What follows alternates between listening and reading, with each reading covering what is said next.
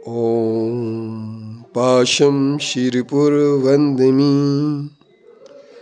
पाशं शिरपुरवन्दिमि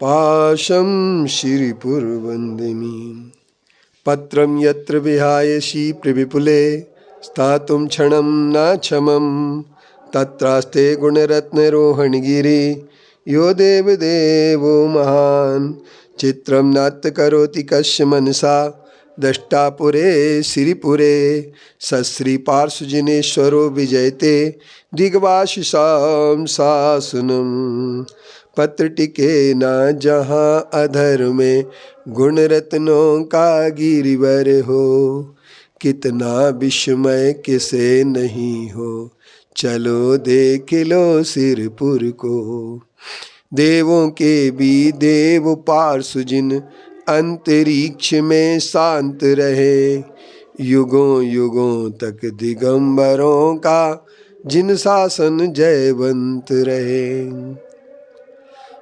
जैनों ने तत्व के अर्थ की विवेचना सूक्ष्म रूप से की गई है। भगवान महावीर के दर्शन में उनके सिद्धांतों में तत्वार्थ की विवेचना की गई है।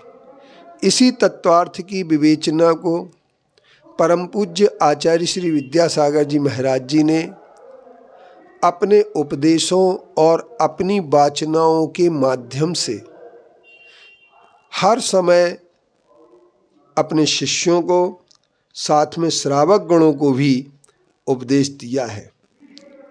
तत्वार्थ सूत्र नामक छोटे से ग्रंथ को 357 सूत्र के आचार्य दिगंबर जैन आचार्य उमा स्वामी द्वारा रचित इस ग्रंथ की जितनी भी वाचना विवेचना की जाती है उतना ही रस मिलता है, स्वाद मिलता है। इस ग्रंथ के लिए तत्वार्थ सूत्र कहा गया है और सूत्र वही होता है जिसमें अल्प अक्षर हो, असंदिग्ध हो, सारवत सार गर्भित हो, इसके साथ साथ जिसमें सर्वज्ञ की वाणी की विवेचना हो उसे सूत्र कहते हैं।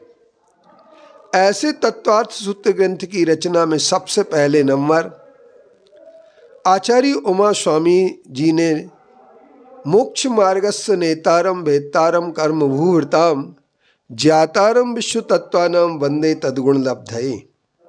यह एक मंगलाचरण किया गया और इस मंगलाचरण को टीकाकारों ने स्वीकार किया है।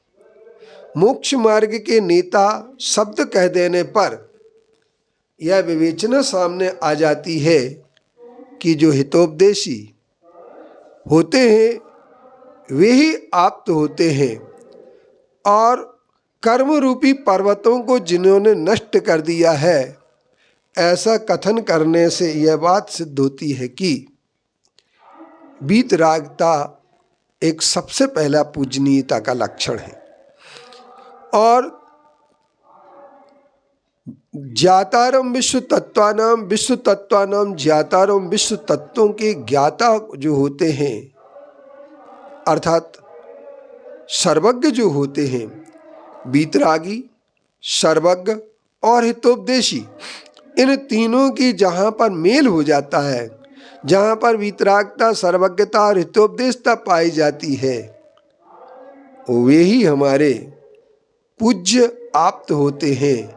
और उन्हीं आप्त के लिए हमारे आचार्यों ने तद्गुण लब्धये वंदे, उनके गुणों की प्राप्ति के लिए मैं वंदना करता हूँ, यह स्पष्ट बात आ जाती है।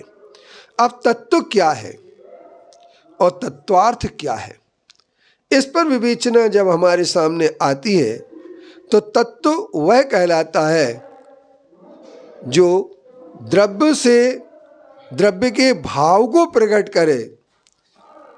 तस्य भावम भवेत् तत्वम, उस द्रव्य के भाव को प्रकट करने वाले को तत्वार्थ कहते हैं। और जिसमें जीव, अजीव, आश्रव, बंध, संवर, निर्जरा, मोक्ष, ये सातों चीज़ें जिस पदार्थ में घटित हो जाती हैं, उस पदार्थ को अर्थ कहते हैं और इसी से बन जाता है तत्वार्थ। और इसी सूत्र के लिए आचार्यों ने बिल्कुल स्पष्ट तौर पर कह दिया है, इसी का नाम है तत्वार्थ सूत्र।